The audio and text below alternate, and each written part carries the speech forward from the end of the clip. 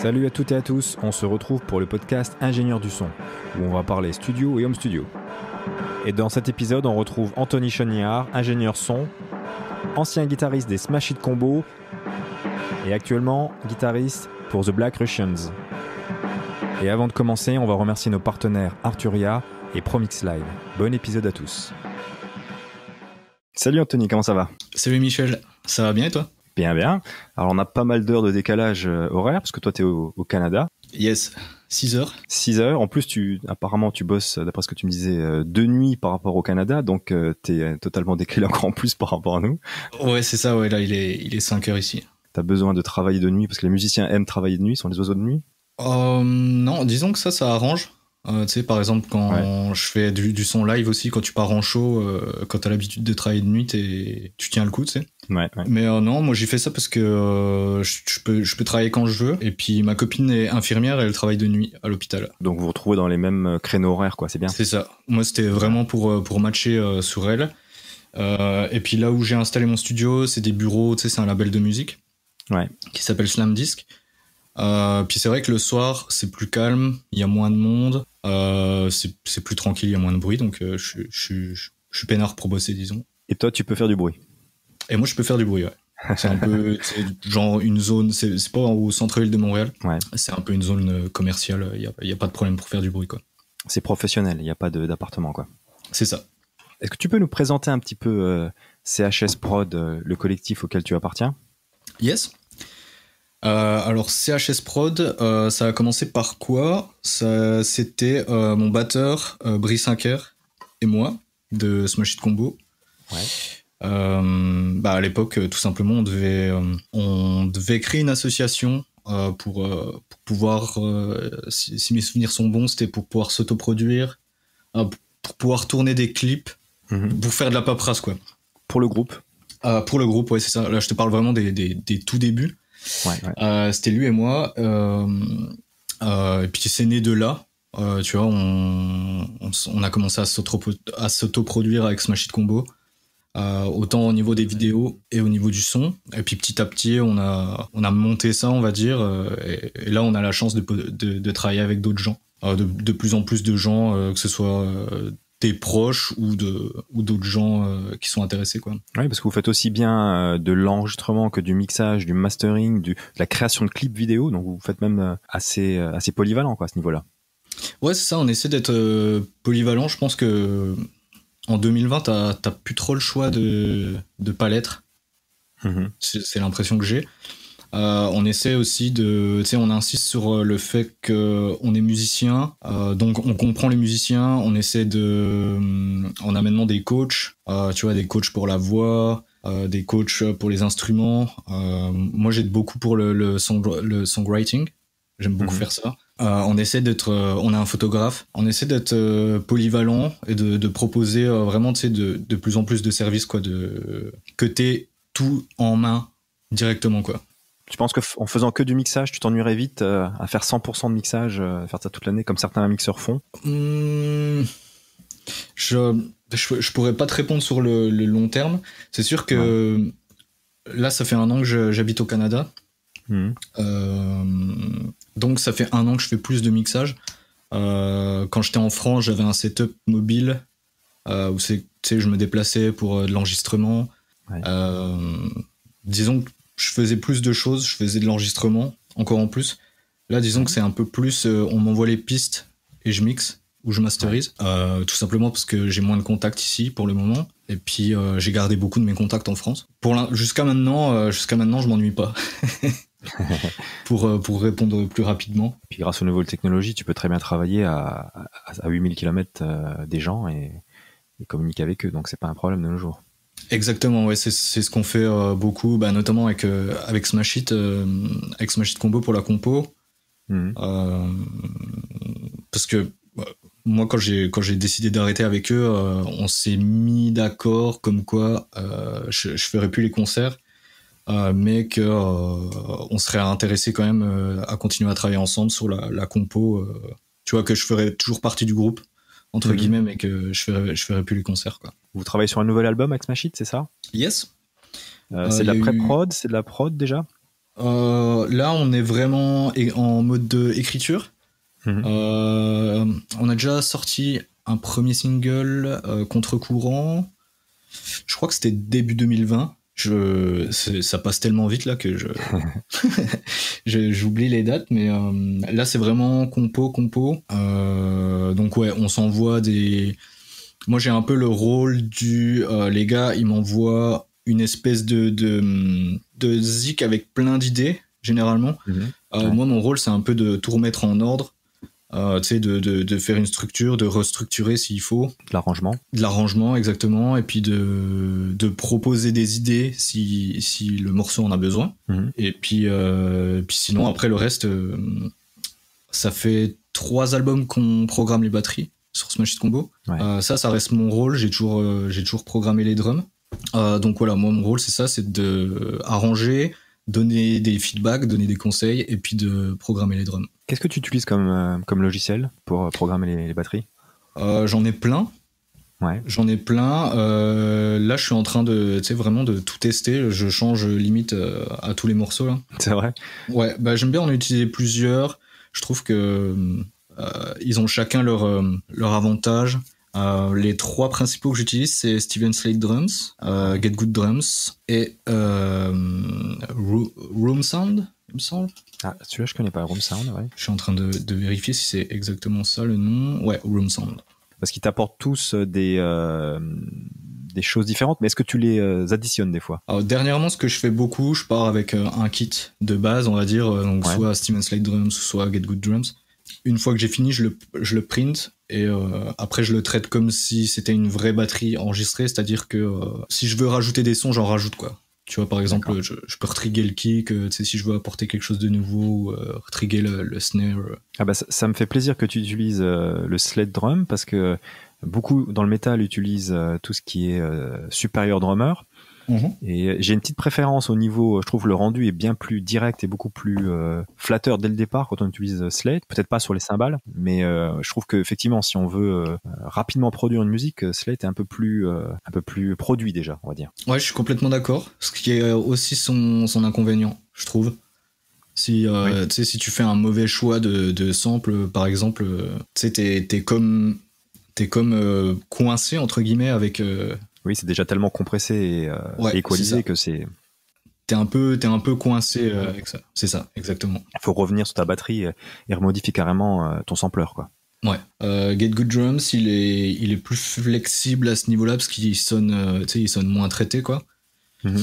Et les Room Sound là, c'est encore plus raw, je trouve. C'est encore moins traité, c'est encore plus flexible. Eux ils sont plus dans un truc tu sais, genre t'as un pack de Kurt Ballou de Converge, ouais, carrément. Je sais pas si tu connais. J'adore, ouais. Donc oui, j'adore, là t'as des drums, tu sais, c'est vraiment pour ce style là, c'est très raw, tu sais, t'as le son de sa room et puis c'est cool. Je crois que Kurt Ballou, ses samples, au départ, il fallait les utiliser avec Contact. C'est toujours le cas ou ils ont leur propre sampler maintenant ? Ils ont un sampler, mais il faut Contact. Donc ouais, tu sais, selon la zik où je travaille, je vais plutôt utiliser, tu sais, si je fais un peu du punk ou du hardcore, je vais me tourner vers ces samples-là. Qui te permettent de mixer plus à ta façon et qui sont moins traités. Exactement, ouais. Et qu'est-ce qui t'a décidé d'aller t'installer au Canada ? C'est une bonne question. Je suis tombé amoureux. Est-ce que tu n'y as pas réfléchi ? Ah si, j'y ai réfléchi, mais c'était un peu un coup du destin parce que tu sais, ici ils ont ce qu'ils appellent le PVT, le permis vacances travail. C'est un truc où c'est gratuit, tu peux t'inscrire et puis il y a des tirages au sort 3 fois par an. Et si t'es tiré au sort, tu peux venir ici pendant 2 ans. T'as quelques justificatifs à fournir, mais t'as pas besoin d'avoir de travail, t'as pas besoin de. C'est un peu YOLO. Tu viens, puis t'as le droit de rester 2 ans. Donc pour en revenir à pourquoi pourquoi Montréal et puis pourquoi le Canada, on était venu en tournée ici en 2012 avec Smash Hit. Et puis ça m'a beaucoup plu. Tu sais, c'est une grosse culture. On est proche des États-Unis, donc c'est très américain, on va dire. Dans tu sais, tout ce qui est architecture, et puis il y a beaucoup de, tu sais, c'est une autre culture, quoi.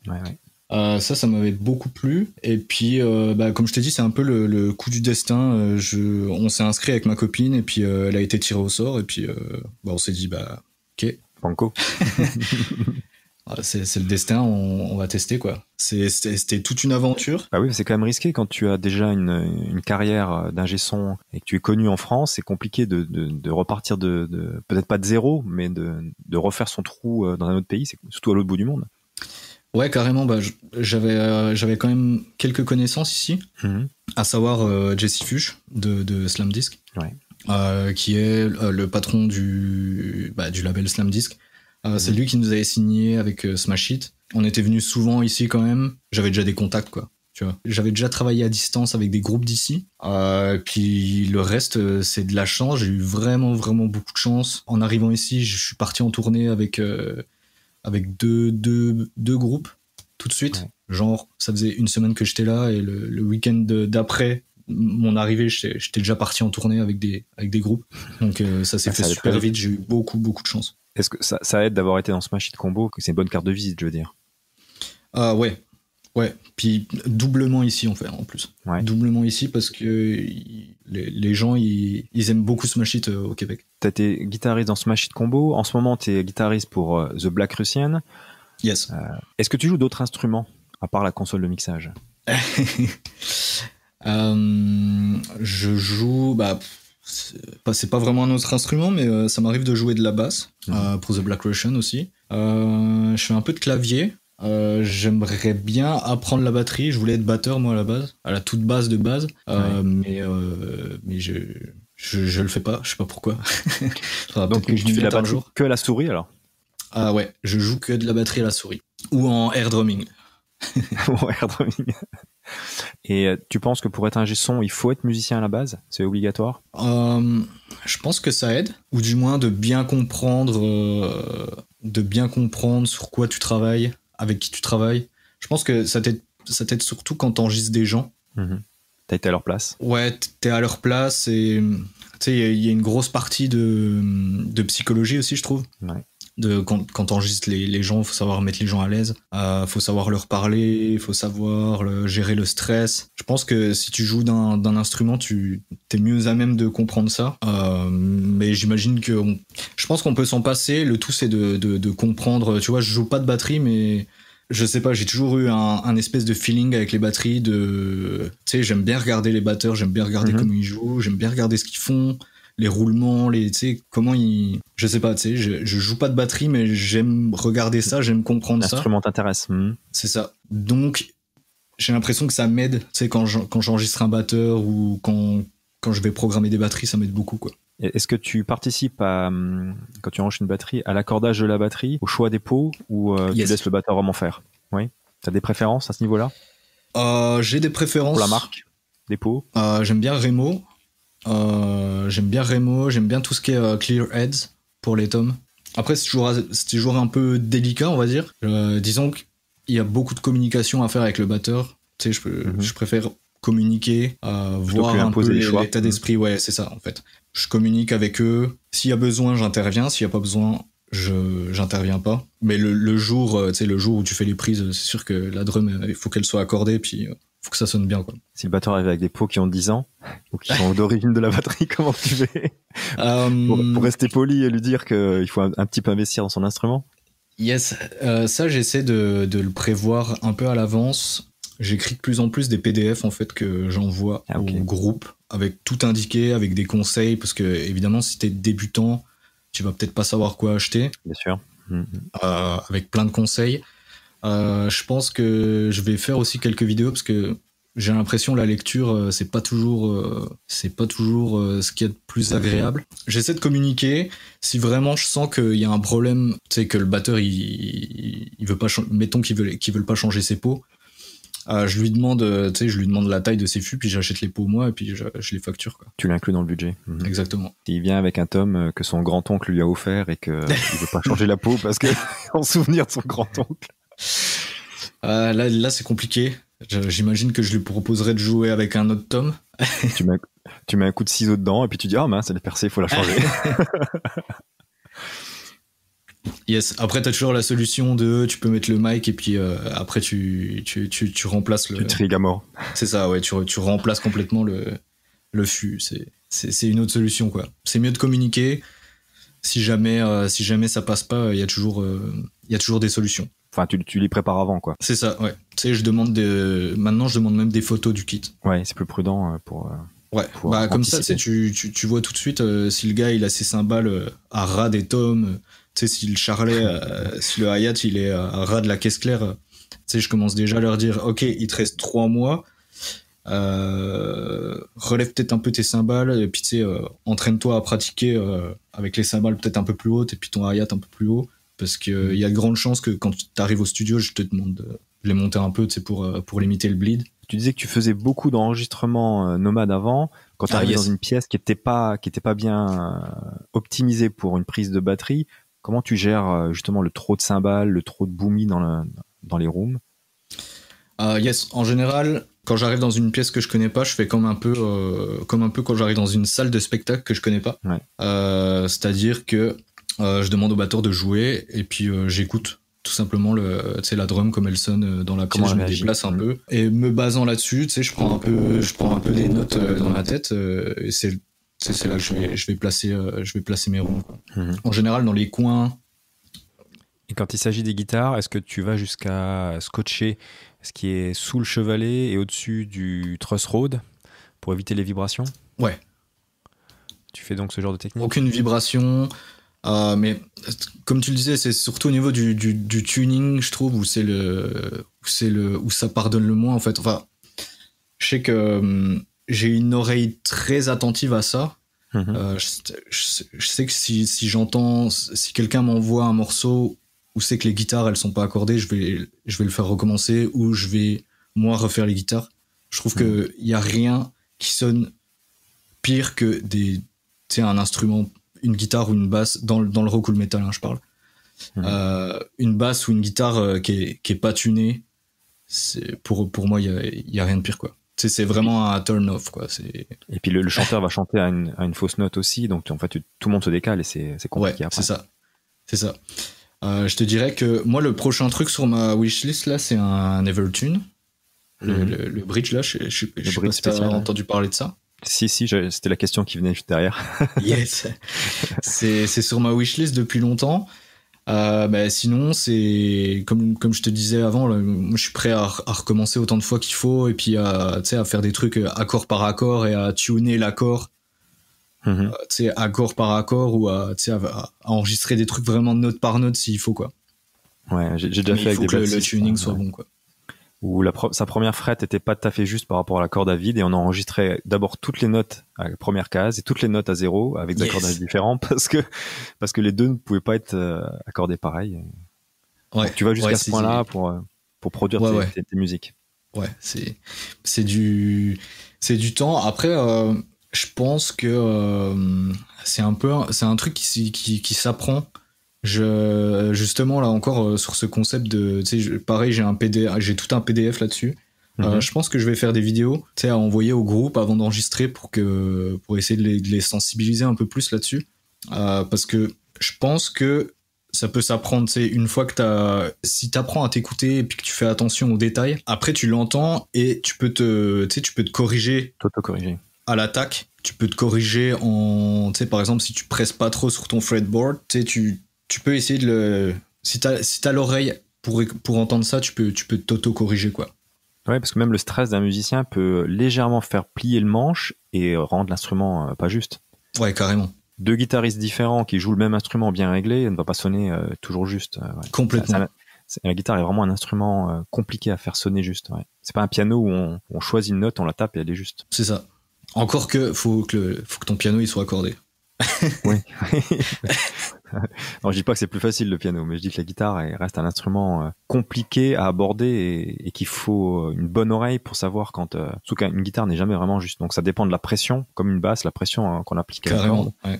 Et ça peut énormément changer et rendre un morceau fou. Est-ce que tu réaccordes tes basses avant d'enregistrer les guitares? C'est-à-dire réaccorder, autotuner la basse comme certains font? Ça m'est déjà arrivé d'autotuner de la basse. J'en ai pas un bon souvenir. En général, Moi perso, ce que je fais, ce que je conseille de faire, c'est quand je track mes guitares, j'ai programmé une basse. Ah, pour vérifier la justesse dessus. Ouais, c'est ça. Pour avoir une référence, en fait. En général, j'aime bien commencer par les guitares. Même si tu traques... Mettons, on commence par la basse. Même si tu commences par traquer la basse, tu sais, comment tu sais, si t'as pas de référence, comment tu sais que le gars il est tuné, ou comment tu sais que toi t'es tuné si c'est toi qui joues la basse, quoi. En général, j'aime bien programmer. Même si ça sonne pas bien, au moins t'as une référence. Si t'es out of tune, tu l'entends tout de suite, quoi. Comme si tu jouais avec un piano pour avoir une bonne référence. Ouais. Exactement, bah ça marche avec un piano aussi, d'ailleurs. Au niveau des cordes, t'as une préférence de marque et de tirant selon l'accordage? On est endorsé par Ernie Ball. Ouais. Donc moi c'est ce que j'utilise la plupart du temps. Bien que ça fait longtemps que j'ai pas fait une commande, mais je pense qu'avant de venir ici, j'ai vidé leur stock, donc là j'ai encore de quoi tenir un petit moment. En ce qui concerne le gauge, le tirant, pardon. Ouais. Je crois qu'on était plus gros avant. Là, moi, je suis repassé à un tirant normal, on va dire. Enfin, tu sais, ce qui conseille pour une 8 cordes, je prends les packs A-string, là, ça doit être du 76, je crois.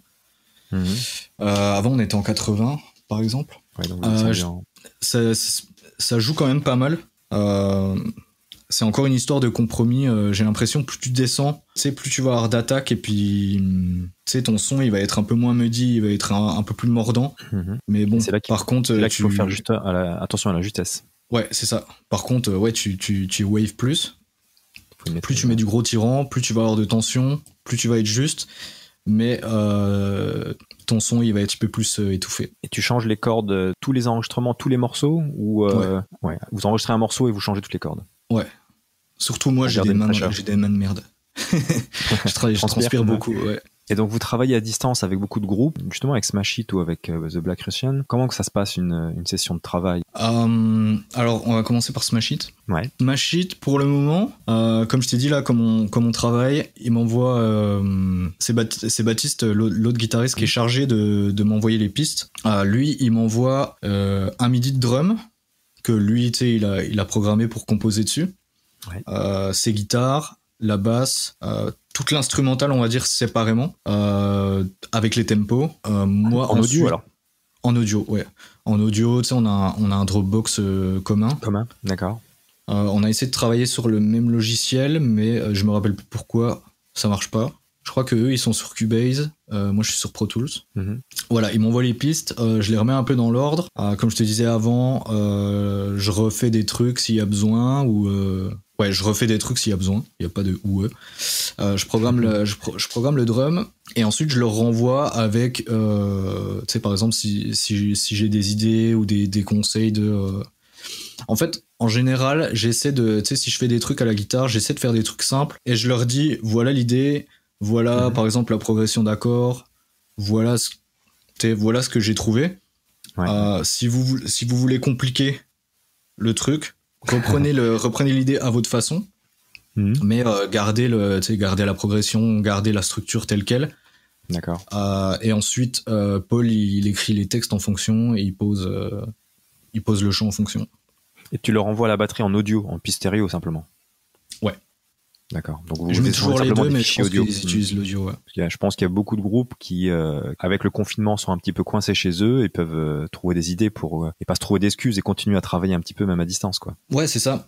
Pour Smash It, on fait comme ça. Pour The Black Russian, c'est un peu différent. C'est moi qui écris les morceaux. Donc Flo et Jordan. Jordan qui fait la batterie, Flo qui fait le chant. Flo qui habite à Calgary, au Canada aussi. Jordan habite près de Metz. Eux, c'est un peu différent. Je leur envoie les morceaux vraiment terminés, quoi. C'est vraiment... très produit. Pré-produit, structuré. Pour le chant, je laisse Flo assez free dans un premier temps. On revient ensemble après, lui et moi, sur le morceau s'il faut. Puis Jordan, c'est pareil. Tu sais, j'y envoie des batteries programmées. Bah lui, il refait les drums un peu à sa sauce, des vrais drums pour le coup, parce il rajoute sa patte à lui. Hein. Ouais, il rajoute sa patte. On est chanceux là-dessus parce que lui, il a tout ce qu'il faut chez lui pour s'enregistrer. Lui, il s'enregistre de son côté. Il m'envoie, tu sais, genre pour que je double-check. Et puis ensuite, il m'envoie les pistes et ça mixe et puis c'est parti, quoi. Je fais mes back vocals en dernier. Et puis le reste des productions, tu sais, des claviers s'il faut. Et puis les petits ajouts de dernière minute pour... C'est ça, ouais. Mais disons que c'est The Black Russian, c'est plus les gars, je leur envoie un morceau, ils me disent ouais, celui-là il est cool, celui-là il est pas cool, tu sais, c'est en général je vais assez vite là-dessus, tu sais, quand j'écris des trucs j'essaie d'aller super vite, d'être super simple, tu sais, c'est aussi un choix de faire des trucs plus simples aussi que ce que je faisais dans Smash It, d'aller à l'essentiel. Ouais, d'aller à l'essentiel, exactement. Donc ouais, on se prend pas la tête. Ce morceau-là, il nous plaît, on le fait. Ou celui-là, il nous plaît pas, ben tant pis, on le jette, quoi, tu vois. Et est-ce que tu travailles totalement in the box ou t'as aussi du hardware que tu rajoutes? J'ai jamais eu de hardware. D'accord, toujours in the box. Encore pas. Est-ce que ça te permet d'être plus flexible? Ouais, carrément. Carrément, mais c'est pas l'envie qui manque. Mais j'ai jamais encore franchi le cap. J'ai testé, je sais pas si t'as entendu parler, une boîte qui s'appelle Access Analog. Ouais. J'ai testé ça là, c'est vraiment cool. C'est vraiment cool. Bah, tu sais, t'envoies ton audio à travers Internet, tu passes dans du hardware que tu peux contrôler à distance. Ouais. Et puis ça revient dans ton Pro Tools en temps réel. Là, c'est vraiment, vraiment cool. Ils ont un truc gratuit en ce moment, je crois, non? Je crois qu'ils ont un Pultec que tu peux louer genre pendant une demi-heure quand tu crées ton compte là. Ouais. Mais c'est vraiment cool, genre tu sais pour du mastering là, c'est vraiment vraiment cool. Évidemment la première fois je suis arrivé au bout du temps en plein band. Pas fini. C'était c'est sur le coup là, je me suis dit ah ouais, l'analogue c'est bien mais le workflow c'est vraiment de la merde, quoi. Mais j'aimerais bien, mais pas encore. Voilà, pour répondre à ta question, et je sais pas si je le ferai. Et est-ce que tu as un truc très très cheap, mais que tu utilises très souvent? C'est une bonne question, ça. Genre, utiliser des trucs cheap, c'est un peu toute ma vie, ça.